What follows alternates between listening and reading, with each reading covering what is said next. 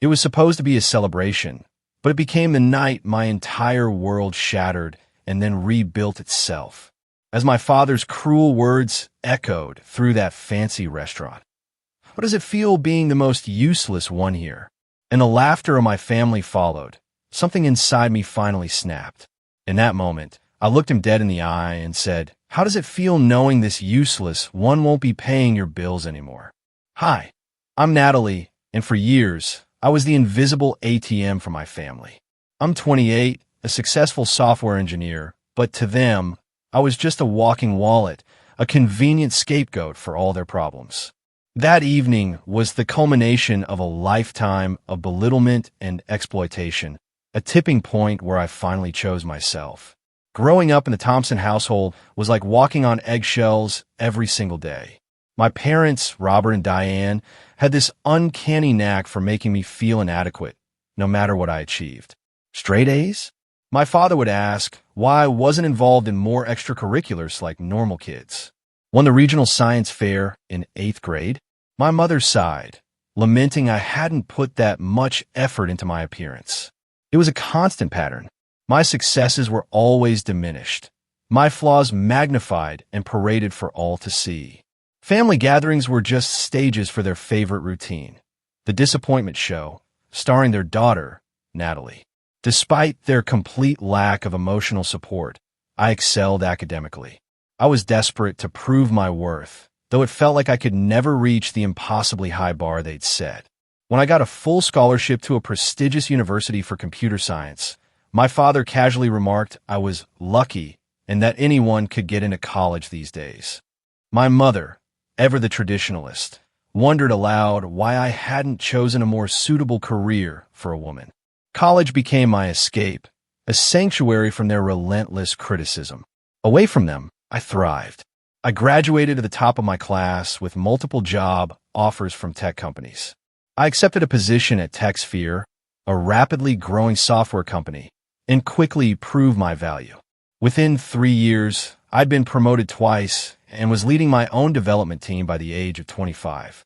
My financial success came quickly, and with it, an unexpected burden. 6 months after I started my career, my father lost his job. My mother, who had never worked outside the home, called me in tears, explaining they might lose their house. Without a second thought, I offered to help temporarily with their mortgage payments. What started as a short-term solution somehow morphed into a permanent arrangement. Soon, I wasn't just covering their mortgage. I was paying for their car payments, utility bills, and even their weekly grocery expenses. Every month, nearly 40% of my hard-earned income vanished directly into supporting my parents. They never once expressed gratitude. Instead, they acted as if it was my inherent obligation. "After all we did raising you," my mother would frequently say, "it's the least you could do."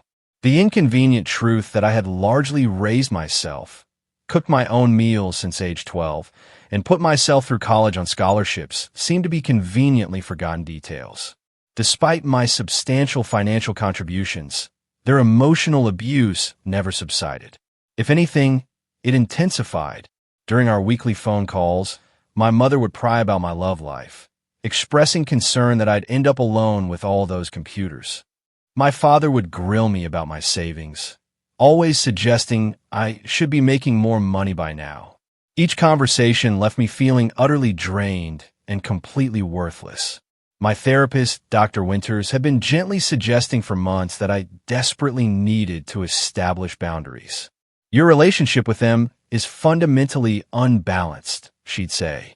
"You are giving everything and receiving emotional harm in return." I knew she was right, but the thought of confronting my parents terrified me. I had been conditioned since childhood to seek their approval, and the idea of disappointing them further felt unbearable. As months turned into years, my resentment grew, silently paralleling my career success. I bought my own condominium, a modern one-bedroom in a great neighborhood, while still dutifully paying the mortgage on my parents' 3-bedroom suburban home. I drove a modest used car while financing my father's new SUV. I carefully budgeted my personal expenses, while my mother shopped freely with the allowance I provided. The emotional toll became increasingly difficult to bear. I developed anxiety, experiencing panic attacks before family gatherings. I started making excuses to miss Sunday dinners, only to be bombarded with guilt-tripping text messages and phone calls. "I guess your family isn't important enough for you anymore," my mother would lament. "Now that you have your fancy job, you're too good for us," my father would add, twisting the knife. In the weeks leading up to that fateful dinner, the tension had been escalating. My younger sister, Amanda, announced her engagement, and my parents immediately, excitedly, volunteered to host an extravagant party, knowing full well I would be the one footing the bill. When I cautiously suggested a more modest celebration, my mother accused me of being jealous of my sister. My father, with his usual condescension, called me selfish and reminded me that I owed them for all they had sacrificed for me. The breaking point was approaching faster than I realized. Years of suppressed feelings were bubbling to the surface, and it would take just one more push to make everything overflow. The monthly family dinner was a tradition I had reluctantly established and funded for the past 3 years. Every first Friday, I would reserve a table at a nice restaurant, and my entire family would gather to enjoy an evening of fine dining at my expense. These dinners typically cost me several $100s, but I justified the expense as the price of maintaining some semblance of family harmony. On this particular Friday in April, I had reserved a table at Lame, an upscale French restaurant downtown. The occasion was supposedly a celebration of my recent promotion to Senior Development Manager, though I suspected my family was far more interested in the expensive menu than my career achievement. The guest list included my parents, Robert and Diane, my younger sister, Amanda, her fiancé, Michael, my brother, his wife, Sarah, and my mother's sister, Aunt Patricia, who never missed an opportunity for a free meal. I arrived early, as usual, trying to ensure everything was perfect. The hostess led me to our reserved table, a round booth in the corner with an elegant chandelier overhead. As I sat alone, waiting for my family, I felt the familiar knot of anxiety tightening in my stomach. I checked my watch repeatedly, knowing they would arrive at least 15 minutes late, as they always did. The anticipation of their inevitable criticism made my hands tremble slightly, and I found myself taking deep, calming breaths. My parents arrived first, 20 minutes late. My mother air-kissed my cheek without actually making contact, while my father merely nodded in my direction. They immediately ordered the most expensive drinks on the menu, without so much as a hello. My mother then launched into a complaint about the parking situation, implying that I should have chosen a restaurant with valet service. My father scrutinized the menu prices with raised eyebrows, though he knew very well that I would be covering the entire bill. "You look tired," my mother commented, her standard greeting regardless of how I actually looked. I was wearing a new dress purchased specifically for this occasion and had spent extra time on my hair and makeup. "Are they working you too hard at that company? Your skin is breaking out." "I'm fine, Mom," I replied, resisting the urge to touch my face self-consciously. "Just busy with the new position." My father grunted. "They probably promoted you because they need more women in management. Companies do that nowadays for their image." Before I could even respond, the rest of the family arrived in a noisy cluster. Amanda immediately commanded attention by flashing her engagement ring dramatically. My brother Michael looked uncomfortable, as he often did at these gatherings, while his wife, Sarah, smiled politely. Aunt Patricia made a beeline for the wine list. Once everyone was seated and drinks were ordered, my mother took control of the conversation, as usual. She launched into an elaborate description of the wedding plans she was making for Amanda. Though the engagement was barely a month old, I noticed with a sinking feeling that the plans sounded incredibly expensive, and I already suspected I would be expected to contribute significantly. "We're thinking a minimum of 200 guests," my mother announced, beaming. "And the Riverfront Gardens venue would be perfect, wouldn't it, Natalie?" She looked at me pointedly. The Riverfront Gardens was one of the most expensive wedding venues in the city. I nodded non-committally, but my mother took this as full agreement. "Wonderful. I'll put down the deposit next week." They require $10,000 to hold the date. $10,000. The amount hung in the air between us. Everyone at the table knew who would be providing that money. That seems like a lot for a deposit, I said carefully, trying to sound reasonable. Well, quality costs money, my mother replied dismissively. Not everything can be cheap like your apartment. My one-bedroom condominium had cost me $350,000 in the competitive city market, but I let the comment slide, as I always did. The conversation continued in this vein throughout the appetizers. My father complained about needing a new golf club membership because his current one had gone downhill, and Aunt Patricia mentioned her upcoming vacation to Europe, looking at me expectantly, as if waiting for an offer to fund it. Amanda talked endlessly about wedding details, each one more extravagant than the last. By the time our main course arrived, I was feeling increasingly tense, a dull throb behind my eyes. No one had asked about my promotion or shown any genuine interest in my accomplishments. Instead, the conversation revolved entirely around what everyone needed or wanted, with the unspoken understanding that I would simply provide it. So, Natalie, my father said suddenly, his voice carrying across the table, cutting through the pleasant chatter. I heard your company is having layoffs. Should you be spending money on dinners like this? The table fell silent. My company was not having layoffs. In fact, we were expanding rapidly, and my promotion had come with a significant raise and equity package. There are no layoffs, I said quietly, trying to keep my voice steady. The company is doing very well. That's not what I read online, my father insisted, shaking his head. Tech companies are struggling. You should be saving your money. The sheer irony of this statement, coming from a man whose lifestyle I largely funded, was apparently lost on him. Robert is right, my mother chimed in, seizing the opportunity. You need to be more careful with money. You're not getting any younger, and no man wants a woman who can't manage her finances. I felt my face growing hot with shame and anger. I manage my finances very well, I said, my voice strained, barely above a whisper. Really? My father scoffed, a sneer playing on his lips. Then why are you still in that tiny apartment? Everyone else your age has a real house by now. Everyone else my age isn't paying for 2 households. I wanted to scream, but I bit my tongue, forcing the words back down. Amanda, sensing a shift in the spotlight, seized the opportunity to talk about the house she and Jackson were planning to buy after the wedding. We're looking at the Oak Ridge neighborhood, she gushed. The houses there start around $600,000. Lovely area, my mother approved, her eyes gleaming. Natalie, maybe you could help them with the down payment as a wedding gift? 20% would be what? $120,000. That would be so generous of you. The audacity of this suggestion left me momentarily speechless. I had already been informed that I would be paying for the wedding, and now I was expected to provide a house down payment as well. The tension at the table was building, suffocating pressure, and I could feel something shifting deep inside me. Years of suppressed feelings were threatening to surface. I took a sip of water, trying desperately to stay calm. Actually, I began, my voice a little louder than I intended.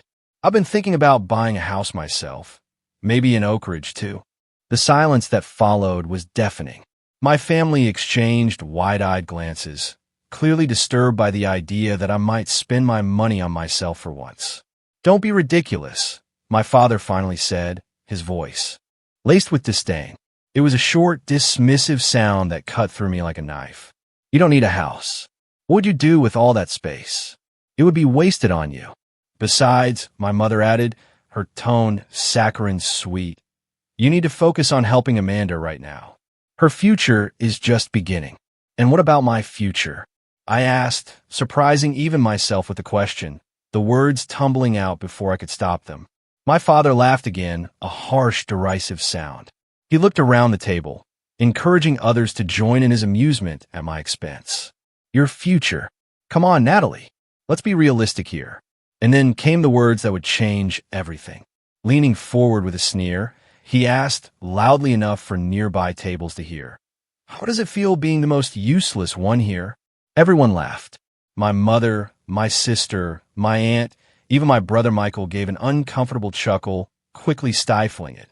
Only Sarah, my brother's wife, remained silent, looking down at her plate, her face etched with disapproval. In that searing moment, something inside me broke. Or perhaps something was finally fixed. The crushing weight of years of emotional abuse and financial exploitation suddenly became unbearable, and I knew, with absolute certainty, I couldn't carry it anymore. The laughter around the table seemed to stretch into an eternity as I sat there, my face burning with humiliation and a burgeoning, righteous anger. In that suspended moment, memories flashed through my mind. The countless times I had been belittled, the sacrifices I had made, the money I had given them, the emotional abuse I had endured, all in hopes of earning a love that never came. I looked at my father's smug expression, my mother's amused smile, my sister's gleeful face, and something crystallized within me. Clarity and resolve replaced my usual anxiety. Without the careful filtering I typically applied to every word I spoke to my family, I responded, "How does it feel knowing this useless one will not be paying your bills anymore?" The laughter stopped abruptly. 5 shocked faces stared back at me as my words hung in the air, a silent bomb between us. My father's expression shifted from amusement to confusion, then quickly to outright anger. "What are you talking about?" he demanded, his voice lowered but intense with menace. "Exactly what I said," I replied, surprised by the sudden steadiness in my voice. "I'm done. No more mortgage payments, no more car loans, no more utility bills, no more credit card payments, no more funding your lifestyle while you treat me like garbage." My mother's face went pale. "Natalie, you can't be serious. You're just being sensitive, as usual." "I've never been more serious in my life," I said, my gaze unwavering. "For years, I have given you everything I could, financially and emotionally. And what have I gotten in return? Criticism, mockery, and disrespect. After everything we've done for you," my father began, his face reddening with anger. "This is how you repay us? By making a scene in public. What exactly have you done for me?" I asked, genuinely curious about what he believed his contributions had been. "Did you pay for my education?" "No, I earned scholarships." "Did you support my career choices?" "No, you belittled them." "Did you even provide emotional support?" "No, you tore down every accomplishment." "We gave you life," my mother whined dramatically. "We raised you, fed you, clothed you, the bare minimum required by law." I cut in, my voice sharp. "And I have been repaying that basic parental obligation 100-fold for years now." My father's strategy shifted from anger to intimidation, his specialty. "You will not cut us off," he said with cold certainty, leaning across the table. "You wouldn't dare." "Watch me," I replied, pulling out my phone. "In fact, let me show you how serious I am." I opened my banking app and with a few taps, canceled the automatic payment scheduled to go to their mortgage company the following Monday. "There, that's the last mortgage payment you will ever receive from me." My mother gasped, a theatrical sound. "Natalie, that payment is due next week. How will we pay it?" "The same way other adults do," I said, looking directly at both of them. "With your own money, from your own jobs." "You know your father hasn't been able to find suitable work," my mother protested, her voice rising. "He hasn't been looking," I corrected her, a bitter laugh escaping my lips. "Why would he, when he has me as his personal ATM?" My sister Amanda, seeing the flow of easy money potentially drying up right before her expensive wedding, decided to intervene. "Natalie, you're being cruel.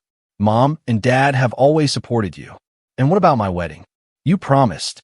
"I never promised to pay for your wedding," I stated calmly. "That was decided for me, not by me, just like everything else." My brother Michael, who had remained silent until now, surprisingly spoke up. "She has a point, you know." My head snapped to him, eyes wide. "Natalie has been supporting everyone for years, and no one ever thanks her. Instead, you all just demand more." I looked at my brother with a surge of surprise and gratitude. It was the first time he had ever defended me against our parents. My father turned his anger toward Michael. "Stay out of this. This is between us and your sister." "No," Michael said firmly, not backing down. "This involves all of us and the way we have been taking advantage of Natalie." My mother, seeing her control of the situation slipping, resorted to her most effective tactic, tears. Her eyes welled up on command, and she dabbed at them delicately with her napkin. I cannot believe my own daughter would do this to us. After all the sacrifices we made. What sacrifices, Mom? I asked, challenging her directly. Name one significant sacrifice you have made for me in the last 10 years. She couldn't answer, instead turning to my aunt for support. Patricia, can you believe how she is speaking to us? Aunt Patricia, who had been quietly calculating how this development might affect her own financial interests, chose her words carefully. Perhaps we should all calm down and discuss this privately, not in a restaurant. There is nothing to discuss, I said, rising from my seat, my purse clutched tightly in my hand. I have made my decision. I will not be financially supporting any of you anymore. My father slammed his hand on the table, causing the glasses to jump and several nearby diners to turn and stare. You listen to me, young lady. You have obligations to this family. You cannot just walk away. Actually, I can, I said, standing tall, my voice steady despite the tremor in my hands. I have no legal obligation to support capable adults who choose not to support themselves. My only obligation was a moral one, based on the mistaken belief that you actually loved and valued me. That illusion is now gone. If you walk out that door, my father threatened, his eyes blazing, don't expect to be welcomed back into this family. I looked around the table at the faces of my family, people who had taken everything and given nothing, who had mocked and belittled me even as they cashed my checks. That is not the threat you think it is, I said quietly, a strange sense of calm washing over me. Being excluded from this toxic dynamic sounds more like a reward than a punishment. With those words, I turned and walked away from the table, feeling both terrified and strangely, profoundly liberated. As I passed the hostess stand, I paused to pay for the meals that had already been served and apologize for the disturbance.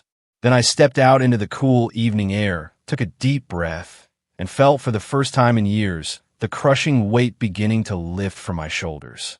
Driving home, my emotions cycled rapidly between elation at finally standing up for myself, fear about the inevitable repercussions, and a deep, aching sadness for the loving family I had always wanted but never truly had. My phone began buzzing incessantly with texts and calls, but I ignored them all. Tonight was for me. I needed to begin processing what had just happened and what it meant for my future. The moment I stepped into my condominium, my phone exploded with notifications. 15 missed calls, 28 text messages, and 3 voicemails, all from family members. I silenced my phone and placed it face down on the counter, needing space to process what had just happened. My hands were shaking as I poured myself a glass of water. The adrenaline that had carried me through the confrontation was subsiding, leaving me feeling drained but strangely peaceful. For the first time in years, I had spoken my truth without filtering it through the lens of what my family wanted to hear. The texts started arriving before I had even left the restaurant parking lot. I finally gathered the courage to read them. From Mom, how could you embarrass us like this? Call me immediately. From Dad, you are making a huge mistake. We need to talk now. From Amanda, you are ruining everything. What about my wedding? From Aunt Patricia, your behavior was shocking. Your poor mother is in tears. Only 2 messages offered any semblance of support. From Michael, are you okay? I think you did the right thing. From Sarah, proud of you for standing up for yourself. Let me know if you need anything. I decided not to respond to any of them that night.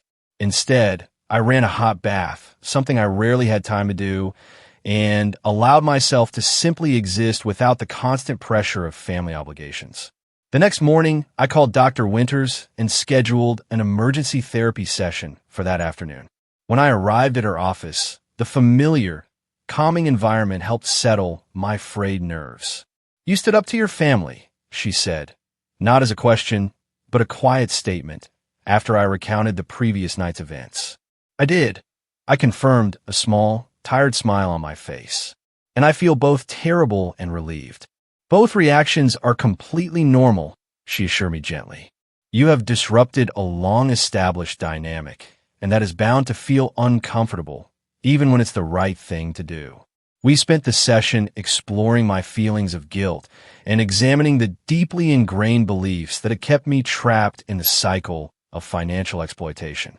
Dr. Winters helped me see that my parents had conditioned me to feel responsible for their well-being, effectively reversing the natural parent-child relationship. What you did took immense courage, she told me. Now comes the harder part, maintaining your boundaries despite the pressure they will inevitably apply. Her words proved prophetic. By Monday morning, my parents had escalated their attempts to regain control. My father showed up at my workplace unannounced, creating a scene in the lobby until security escorted him out. My mother left tearful voicemails about how they would surely lose their house without my help. Amanda sent a detailed breakdown of wedding expenses with payment deadlines highlighted, as if our conversation had never even happened. The most shocking escalation came on Wednesday when my parents contacted my emergency contact at work, my colleague and friend, Julia, claiming there was a family emergency and they needed to reach me immediately. When Julia called me in her office to relay the message, I finally broke down and told her everything. "That's financial abuse," she said bluntly, her eyes firm with understanding. "And emotional abuse too, Natalie. No wonder you've been so stressed. You've been carrying an entire family on your back." Having someone outside the situation validate my experience was incredibly powerful. Julia shared that her own mother had been financially controlling, though in a different way, and she had also had to establish firm boundaries. "The guilt never completely goes away," she admitted, "but it gets easier to recognize it as a programmed response that you don't have to act on." Armed with support from my therapist, and now Julia, I felt stronger. I decided it was time to assess the financial damage of years of support in my family. I met with a financial advisor, Blake Richardson, who helped me create a comprehensive picture of my situation. The numbers were staggering. Over the past 4 years, I had knowingly given my parents more than $200,000. This included their mortgage payments, car loans, credit card bills, and various loans that were, unsurprisingly, never repaid. Additionally, I had spent approximately $50,000 on family dinners, holidays, and gifts. If I had invested that money instead, Blake calculated I would have had enough for a substantial down payment on a house in any neighborhood I desired, plus a healthy retirement fund. "The good news, Natalie," Blake said reassuringly, "is that you are still young and your income is excellent. Now that you're not supporting multiple households, you can quickly rebuild your savings."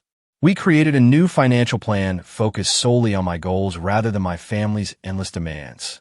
For the first time, I allowed myself to envision a future based on my own dreams, a comfortable home of my own, travel experiences I had always postponed, and eventually true financial independence.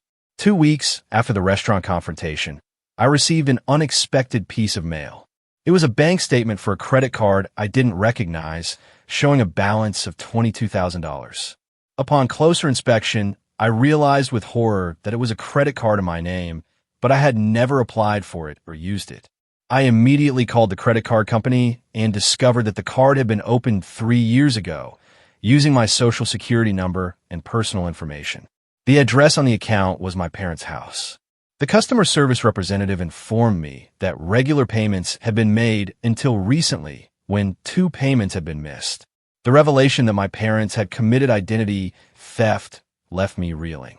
With shaking hands, I pulled my credit report and found 2 additional credit cards and a personal loan, all in my name, but clearly used by my parents. The total fraudulent debt exceeded $45,000. This wasn't just exploitation. This was criminal. I called my lawyer, David Mercer, who specialized in both family and financial law. He confirmed what I suspected. My parents' actions constituted identity theft and fraud, serious crimes that could result in criminal charges. "You have 2 options, Natalie," David explained carefully.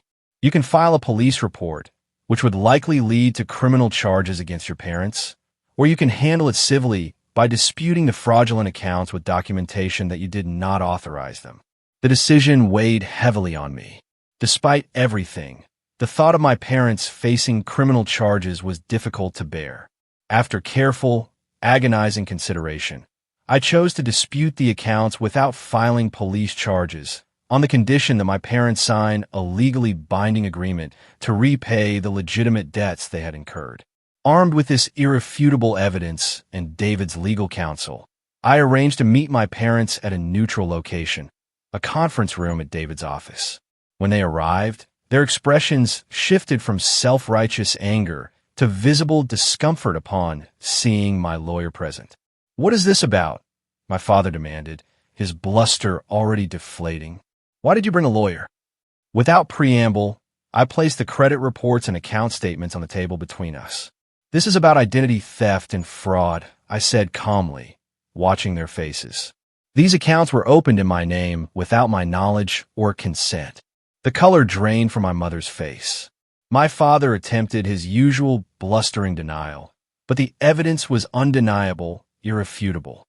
"You have two choices," I informed them, following David's guidance. "Either sign this agreement to repay the $45,000 in fraudulent debt, or I file a police report for identity theft." "You would send your own parents to jail?" My mother gasped, tears immediately springing to her eyes. "I am willing to make this right without criminal charges," I countered, looking directly at her, not letting her manipulate me. After hours of tense negotiation, during which my parents cycled through denial, anger, and eventually desperate bargaining, they signed the repayment agreement. The terms were strict: monthly payments directly to the creditors, with their house as collateral. If they missed even one payment, I would proceed with criminal charges.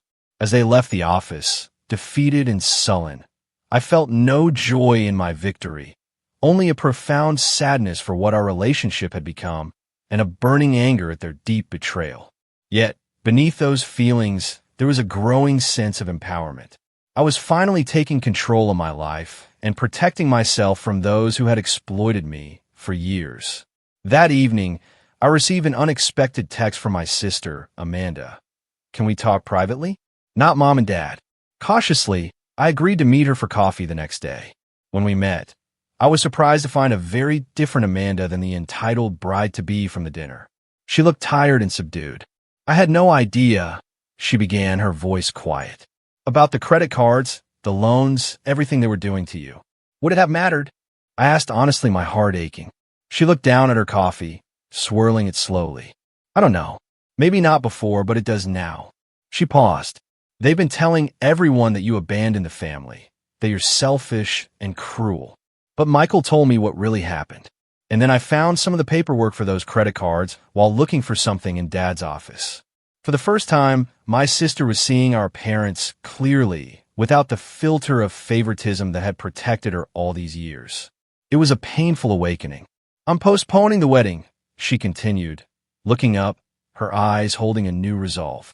"Jackson and I are going to save up ourselves, do something smaller. It's not right to expect you to pay for everything, especially after what they did." Her words were the first genuine acknowledgement from any family member of how unfairly I had been treated. It wasn't quite an apology, but it was a start. My brother Michael called later that week, expressing similar realizations. "I always knew they favored Amanda and treated you differently," he admitted. "But I had no idea about the financial stuff. Sarah has been telling me for years that something wasn't right about how they expected you to support them, but I didn't want to see it." These conversations with my siblings were bittersweet. On one hand, it was incredibly validating to have them finally recognize the abuse I had endured. On the other hand, it highlighted how long they had been willing to benefit from my exploitation without truly questioning it. As the weeks passed, the full extent of the fallout from my decision became painfully apparent. My parents, desperate to maintain their lifestyle without my financial support, began spreading increasingly malicious lies about me to extended family and their social circle. According to them, I had suffered some kind of mental breakdown, had fallen under the influence of bad people at work, or was selfishly hoarding money while they faced destitution. Most painfully, they told my grandmother, who lived in another state and with whom I had always been close, that I had cut them off without reason and refused to speak to them, despite their loving attempts to reconcile. When my grandmother called me, concerned and confused, I had to gently explain the reality of the situation, including the identity theft. Her shock and subsequent anger toward my parents was yet another painful ripple effect of their actions. I always thought Robert was too controlling with money, she told me, her voice trembling. But I never imagined he would steal from his own daughter. Your grandfather would be appalled. The family divide deepened when relatives began taking sides. My father's brothers rallied around him, leaving unpleasant messages about family loyalty and duty. My mother's younger sister, however, who had always been more independent than my mother, reached out to offer support. Your mother has always been jealous of anyone who can stand on their own 2 feet, she confided. She resented me for starting my own business instead of relying on a husband or children. I'm not surprised she resents your success, too. This insight into my mother's psychology was illuminating, but did little to ease the deep pain of her betrayal. I had always believed that beneath her criticism was a layer of love and pride in my accomplishments. Now, I had to face the possibility that her feelings toward me were far more complicated and perhaps darker than I had ever allowed myself to see. The financial revelations continued as I worked tirelessly with my lawyer and financial advisor to untangle the intricate web of exploitation. Beyond the fraudulent accounts in my name, I discovered that my parents had been using my financial information in other, equally insidious ways. They had listed me as a guarantor on their home equity line of credit without my knowledge. They had used my address for tax purposes to claim certain deductions.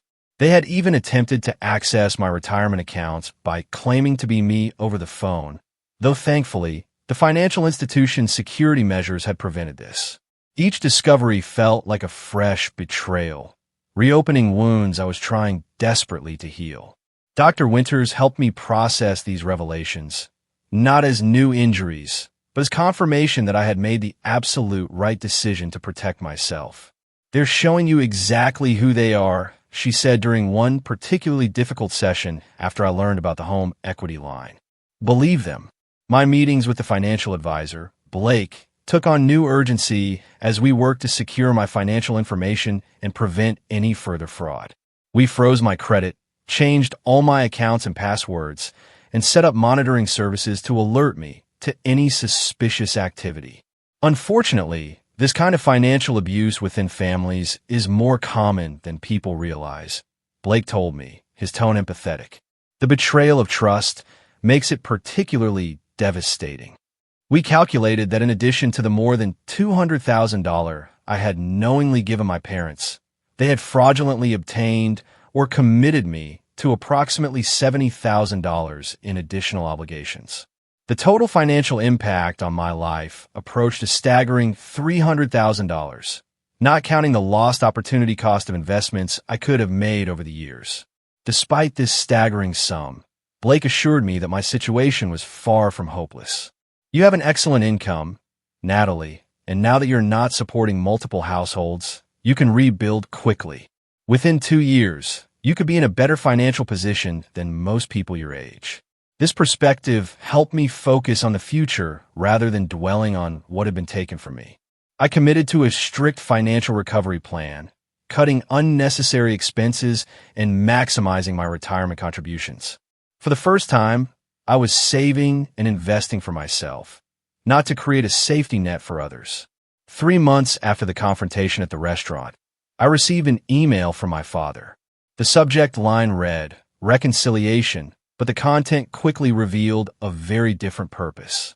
After a brief and obviously insincere apology if I felt hurt by anything they might have done, the email got to its real point.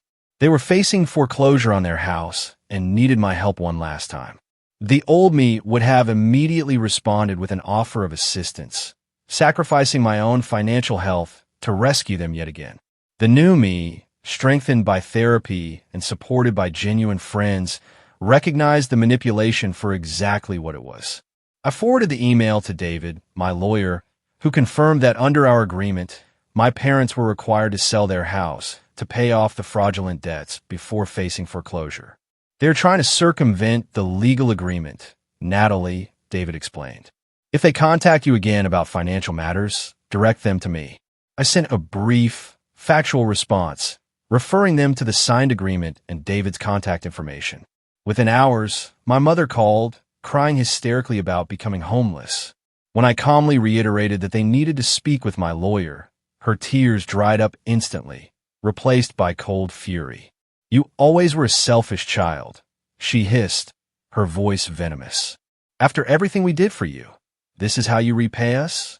By sicking lawyers on your own parents? I'm enforcing an agreement you signed after committing fraud in my name," I replied, surprised by my own steadiness. "That is not selfish. It is self-preservation. We are your parents," she shouted, as if this relationship somehow entitled them to commit crimes against me without consequences. "Yes, you are." I acknowledge, my voice quiet but firm.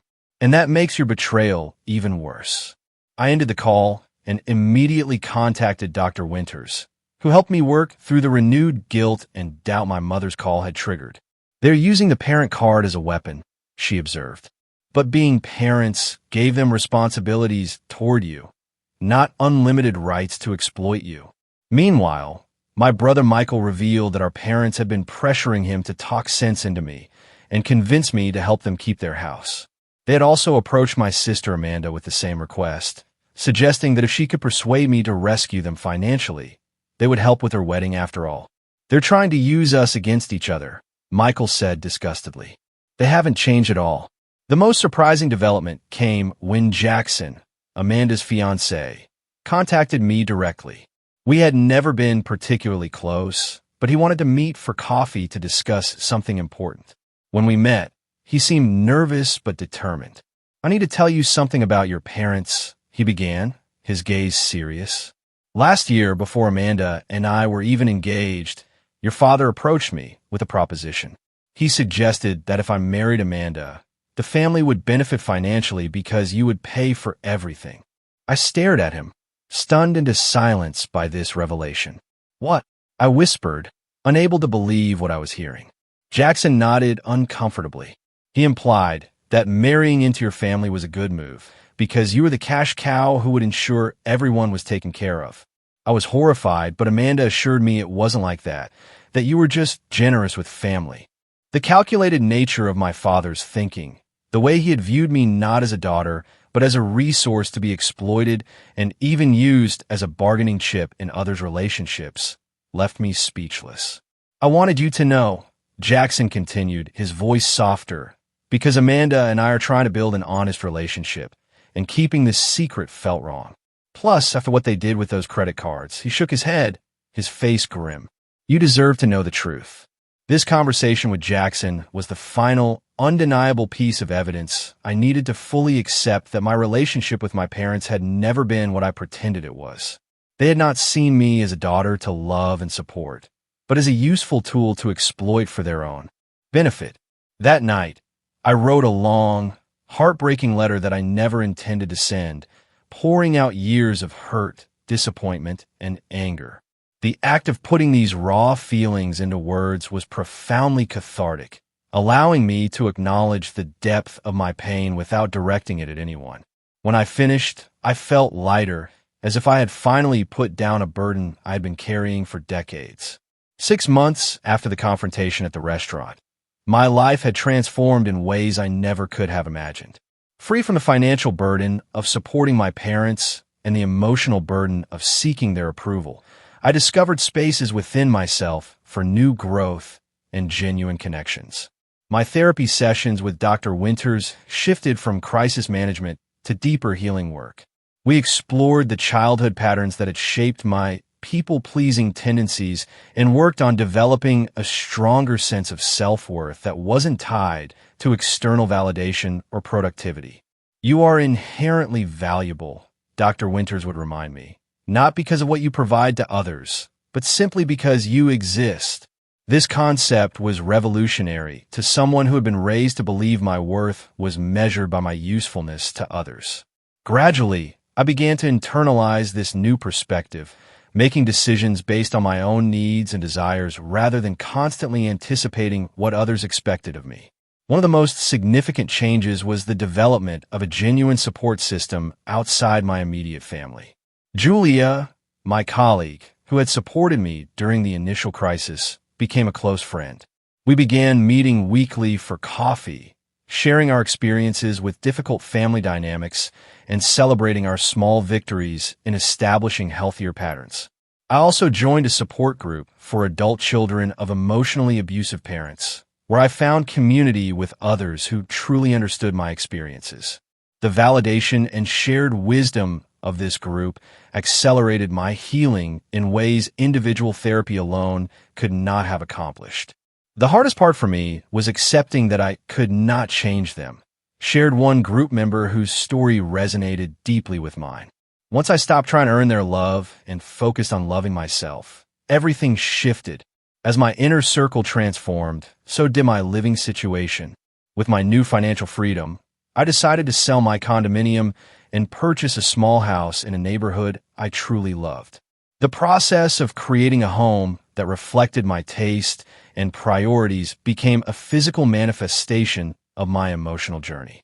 I painted the walls colors I had always admired, but my mother would have criticized as too bold. I arranged furniture for comfort and function rather than appearance. I planted a garden in the small backyard, finding unexpected peace and joy in nurturing growing things.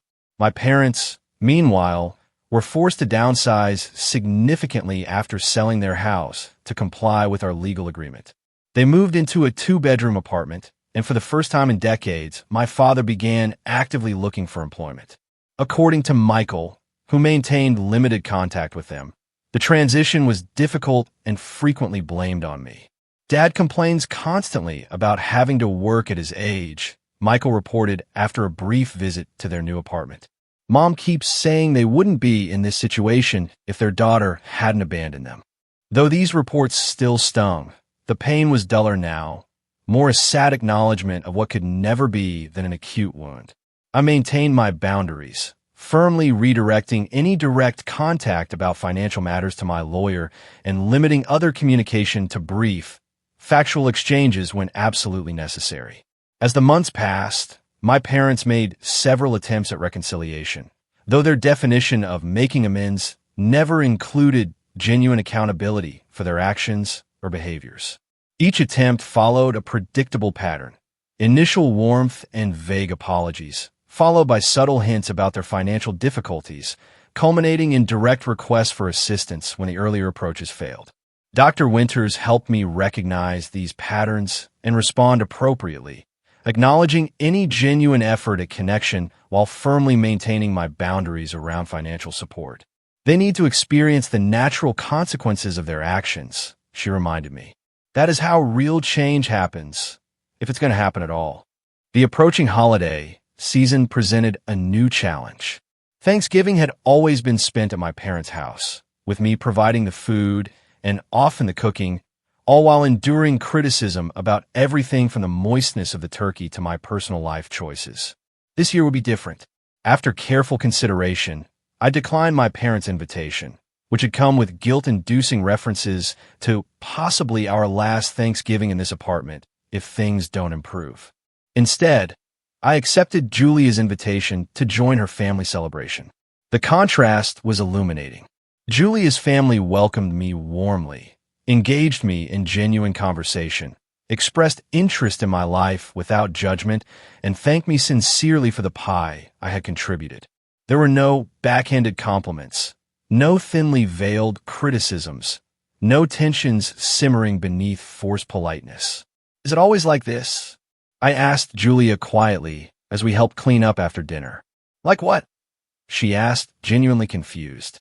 So pleasant, so free of drama and guilt. Julia laughed, then grew serious when she realized I wasn't joking. Not every family gathering is perfect, but yes, generally it is like this. This is what family is supposed to feel like, Natalie. Her words stayed with me long after the holiday. This is what family is supposed to feel like. Not an obligation or a source of stress, but a genuine source of support and belonging. As Christmas approached, I made another significant decision. Rather than participating in the usual family gift exchange, which had always involved me giving expensive presents and receiving token items in return, I decided to redirect my holiday budget. I made donations to organizations supporting victims of financial abuse and children from disadvantaged backgrounds, causes that have become personally meaningful to me. I also created new traditions for myself, attending a holiday concert with Julia and her husband, volunteering at a community dinner, and hosting a small gathering for friends on Christmas Eve. My brother Michael and his wife, Sarah, joined us, bringing a homemade dish and simple, thoughtful gifts. Amanda and Jackson stopped by briefly, still navigating their own complicated feelings about our family dynamics. They had postponed their wedding indefinitely, choosing instead to save for a house and build their relationship on a more solid foundation before making that commitment. Your standing up to mom and dad made me realize I was rushing into marriage partly because it was what they expected, Amanda confided as we shared a quiet moment in the kitchen. I'm trying to figure out what I actually want, not what will please them or solve their problems. It was the most honest conversation we had ever had, an unexpected gift more valuable than any wrapped present. The new year brought another surprising development. I received a job offer from a competing tech company with a significant salary increase and more leadership responsibility. In the past, I would have declined immediately, worried about how a job change would affect my ability to support my family. Now, I was free to consider the opportunity based solely on my own career goals and interests. After careful consideration and consultation with mentors I trusted, I accepted the position. The transition reinvigorated my professional life, challenging me in new ways and connecting me with colleagues who genuinely valued my contributions. Within months, I was leading a major project that showcased my technical and leadership skills, earning recognition I would once have dismissed as undeserved. My financial situation improved rapidly as well. Without the drain of supporting multiple households, my savings grew quickly. Blake, my financial advisor, helped me develop a comprehensive plan that included retirement savings, investments, and funds for personal goals like travel and continued education. You are on track to achieve financial independence well ahead of schedule, he noted at our 6-month review meeting. The difference in your trajectory is remarkable. The most profound changes, however, were internal. I began to recognize and challenge the critical inner voice that had always echoed my parents' judgments. I practiced self-compassion when I made mistakes instead of berating myself. I learned to identify my own preferences and desires rather than automatically deferring to others. These shifts manifested in surprising ways. I discovered I actually enjoyed public speaking, something I had avoided for years because my father had once mocked a presentation I gave in high school. I found I preferred bold colors and patterns in my clothing despite my mother's lifelong insistence that I should wear slimming neutrals. I realized I loved cooking elaborate meals when it was by choice rather than obligation. Small discoveries, perhaps, but they represented a fundamental reclamation of self that had been suppressed for decades under the weight of others' expectations and judgments. 1 year after that transformative confrontation at the restaurant, I could look back and see not just what I had lost, but what I had truly gained. The journey had been painful, the costs real. Family relationships had been irreparably altered. Illusions of parental love shattered, financial resources lost. Yet, from those losses had emerged a stronger, more authentic self, capable of creating boundaries, recognizing genuine connection, and building a life aligned with my own values rather than others' demands. Exactly 1 year after the dinner that changed everything, I sat in my garden, reflecting on the journey. The spring flowers were blooming, a beautiful visual reminder of growth and renewal after a difficult winter. My new home, a modest but charming 2-bedroom house with a yard, represented more than just a physical space. It was a sanctuary I had created for myself, free from the influence and expectations of others. My relationship with my parents had settled into a carefully structured pattern. After months of attempted manipulation and several cycles of argument and superficial reconciliation, we had established what my therapist called structured contact. We communicated primarily through email, with occasional brief phone calls for specific practical purposes. Our interactions were civil but distant, focused on practical matters rather than emotional connection. My father had found part-time work as a consultant, though he frequently complained about the indignity of having to work at his age. My mother had taken a position at a local boutique, her first job in decades. They continued to live in their apartment, having finally accepted that their previous lifestyle, funded by my income, was no longer available to them. The legal agreement regarding the fraudulent accounts had been fulfilled, with the sale of their house covering most of the debts. I had absorbed some losses, but Blake assured me that my financial recovery was well ahead of schedule. My new job had come with equity options that were already showing promising returns, and my savings had grown substantially without the drain of supporting multiple households. More important than the financial resolution, however, was the profound emotional freedom I had gained. Dr. Winters and I had worked through layers of conditioned guilt and obligation, developing new patterns of thought that allowed me to prioritize my own well-being without the crushing weight of shame that had once accompanied any act of self-care. "The most significant change I see in you, Natalie," Dr. Winters observed during a recent session, "is your ability to distinguish between genuine responsibility and imposed obligation. You can now recognize when someone is attempting to manipulate you through guilt or family loyalty." This new discernment had allowed me to maintain healthier relationships with my siblings, who had undergone their own reckonings with our family dynamics. Michael and Sarah had become regular parts of my life, joining me for dinner every few weeks and sharing honest conversations about our upbringing and its lasting effects. Amanda and I had developed a more tentative, but increasingly authentic connection. After postponing her wedding, she had entered therapy herself, beginning to recognize how our parents' favoritism had shaped her sense of entitlement and dependency. Our conversations were sometimes uncomfortable, but always real, a stark contrast to the superficial interactions of the past. "I never realized how much they pitted us against each other," she told me during a recent lunch. "They made me believe you had it easy because you were smart and successful, while I needed their help and protection." Looking back, I could see they were using both of us in different ways. This insight from my sister, who had once been my parents' most effective tool for manipulation, represented a profound shift in our family system. The old dynamics were being questioned, the unspoken rules challenged, the established roles rejected. My social circle had expanded and deepened in ways I never could have anticipated. Julia and her husband had become close friends, including me in family gatherings and weekend activities. My support group for adult children of emotionally abusive parents had provided both healing and lasting friendships with people who truly understood my experiences. I had even begun dating again, cautiously at first, fearful of repeating patterns of giving too much and expecting too little.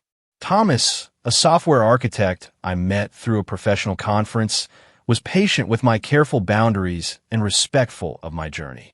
Our relationship was developing slowly, built on mutual respect and genuine interest rather than need or obligation. Perhaps the most significant change was my relationship with myself. The critical inner voice that had echoed my parents' judgments for decades had gradually quieted, replaced by a more compassionate and realistic assessment of my strengths and weaknesses. I had learned to celebrate my accomplishments without dismissing them, and to acknowledge my mistakes without defining myself by them. This self-acceptance extended to my appearance, my preferences, my choices, and my needs. I no longer felt compelled to justify my existence through constant productivity or service to others. I could rest without guilt, pursue pleasure without shame, and express anger without fear. The healing was not complete, and perhaps it never would be. There were still moments of doubt, flashes of the old patterns, occasional dreams in which I was once again the desperate child seeking approval that never came.